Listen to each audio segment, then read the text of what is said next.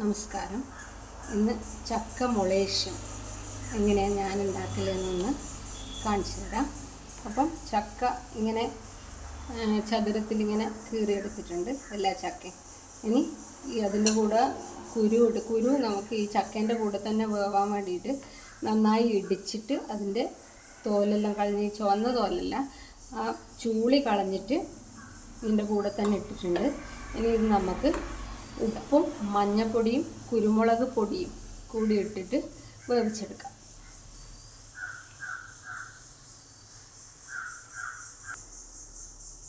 മഞ്ഞൾപ്പൊടി,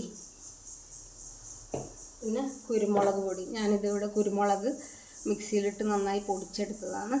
സാധാരണ മുളയക്ഷത്തിലേക്ക് പിന്നെ ഈ കുരുമുളക് അരക്കുക ശരിയാണ്, പക്ഷേ ഇതിൽ വേവിച്ചാലായിരിക്കും കൂടുതൽ സ്വാദ്. ഇനി ഉപ്പ്, ഇനി വെള്ളം ഒഴിച്ചിട്ട് നമുക്ക് വേവിച്ചെടുക്കാം. ഇത് കുക്കറിൽ വെച്ച് കഴിഞ്ഞാൽ ഈ കുരുമുളകിൻ്റെ സ്വാദ് ഇങ്ങനെ കിട്ടില്ല. അതുകൊണ്ടാണ് ഞാനിങ്ങനെ തന്നെ വേവിച്ചെടുക്കുന്നത്.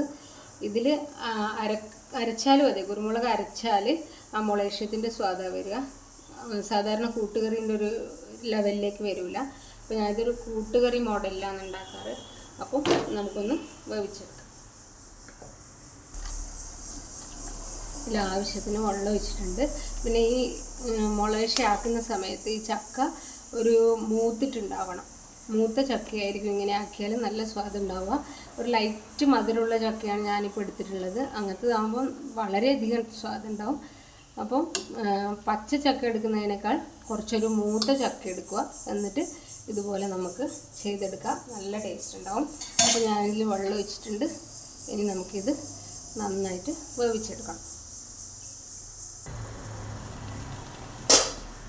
ഇതൊന്ന് ഇളക്കി കൊടുക്കണം.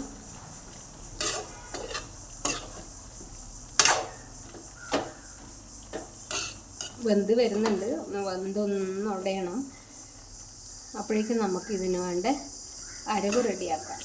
അരവിനും അതെ, സാധാരണ നമ്മൾ കൂട്ടുകറിക്കും മുളയഷ്യത്തിനെല്ലാം ചെയ്യുന്നത് പോലെ തന്നെ പിന്നെ തേങ്ങയും ജീരകവുമാണ് ഇതിന് അരക്കേണ്ടത്. കുരുമുളക് പൊടിയായിട്ട് ഇട്ടത് കൊണ്ട് കുരുമുളക് അരക്കുന്നില്ല.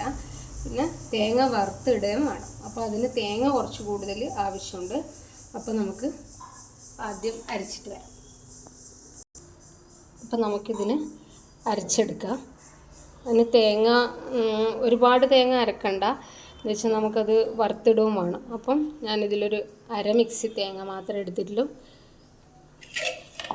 അതിനാവശ്യത്തിന് ജീരകം ഇട്ട് കൊടുക്കുക. കുരുമുളക് അരക്കേണ്ട ആവശ്യമില്ല, നമ്മൾ കറിയിൽ തന്നെ ഇട്ടിട്ടുണ്ടല്ലോ. അപ്പോൾ ഞാൻ മുളയഷ്യത്തിലും കൂട്ടുകറിയിലൊന്നും ചുവന്ന മുളക് അരക്കാറോ ഇടാറോ ഇല്ല. അപ്പം ഇതൊന്ന് അരച്ചെടുക്കാം.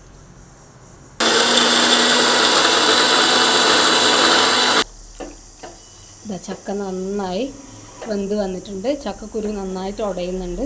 ഇനി നമുക്ക് ആ ജീരകവും തേങ്ങയും കൂടി അരച്ചത് ഇതിലേക്ക് മിക്സ് ചെയ്ത് കൊടുക്കാം.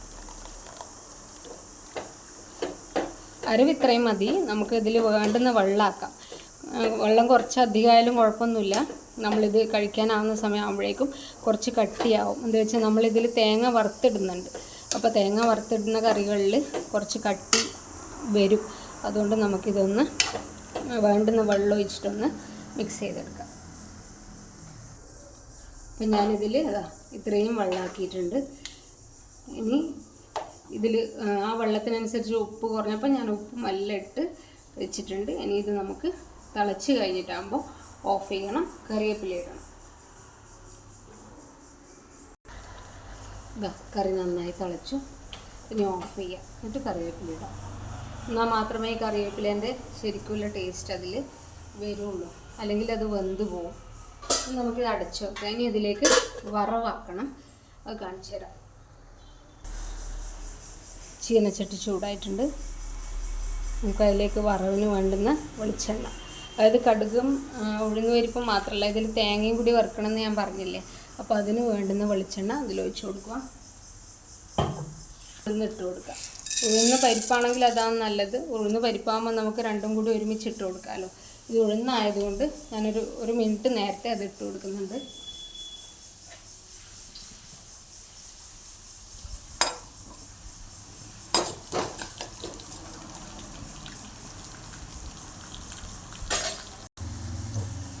ഒന്ന് ചൂടായി.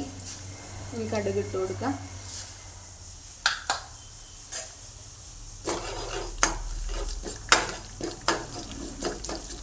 ഇതിൽ വറവിന് ഉഴുന്നിട്ട് കൊടുക്കണം. ആ ഉഴുന്നിട്ടിട്ട് ആ ഉഴുന്നും തേങ്ങയും കടുകെല്ലാം കൂടി കൂട്ടുകറീൻ്റെ ആ ഒരു സ്വാദ് വരുമ്പോൾ നല്ല ടേസ്റ്റാണ് ഈ ചക്ക മുളേഷ്യം.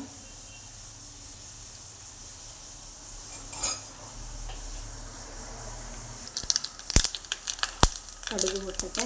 കടുക് പൊട്ടി കഴിഞ്ഞിട്ട് നമുക്ക് തേങ്ങ ഇട്ട് കൊടുക്കണം.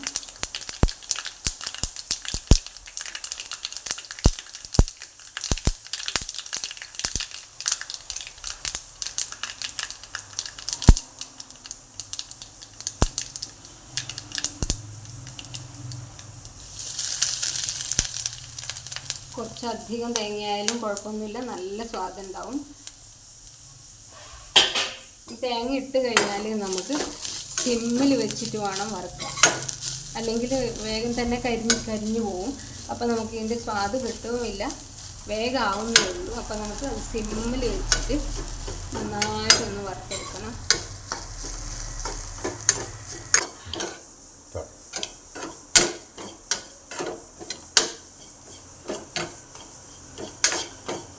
പകുതിയായിട്ടുണ്ട്. ഇനി ഇതിലേക്ക് കറിവേപ്പില ഇട്ട് കൊടുക്കുക.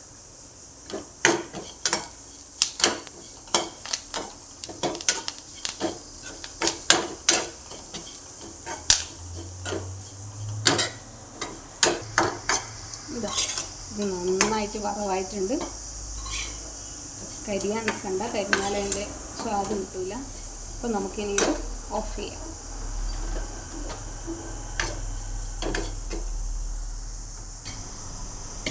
നമുക്കിത് കറിയിലേക്കൊന്ന് ഇട്ട് കൊടുക്കാം. ഞാനത് വേറൊരു പാത്രത്തിലേക്ക് മാറ്റിയെടുത്തിട്ടുണ്ട്.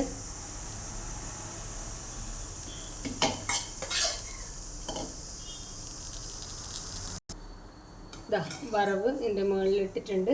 ഇനി നമുക്കിത് മിക്സ് ചെയ്തിട്ട് ഉപയോഗിക്കാം. അപ്പോൾ ഇതുപോലെ ചക്ക മുളേഷ്യം ഒരു കൂട്ടുകറി സ്റ്റൈലിലാണ് ഉണ്ടാക്കിയത്. ഭയങ്കര സ്വാദാണ് ഇങ്ങനെ ഉണ്ടാക്കിയാൽ. അപ്പം ഇങ്ങനെ ഈ രീതിയിൽ ഉണ്ടാക്കാത്തവരുണ്ടെങ്കിൽ ഇതൊന്ന് ട്രൈ ചെയ്ത് നോക്കണം. കമൻസ് അറിയിക്കണം, ലൈക്ക് ചെയ്യണം, ഷെയർ ചെയ്യണം, എൻ്റെ ചാനലൊന്ന് സബ്സ്ക്രൈബ് ചെയ്യണം. Thank you.